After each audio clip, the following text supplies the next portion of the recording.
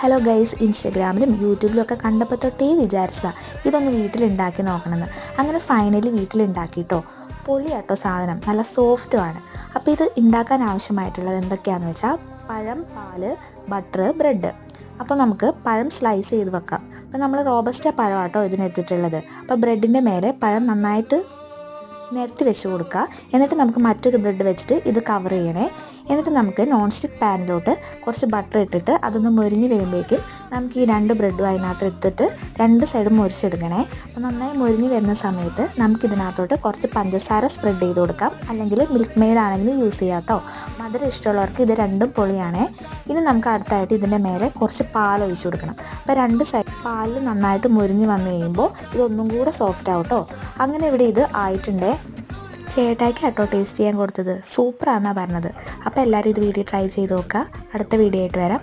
By.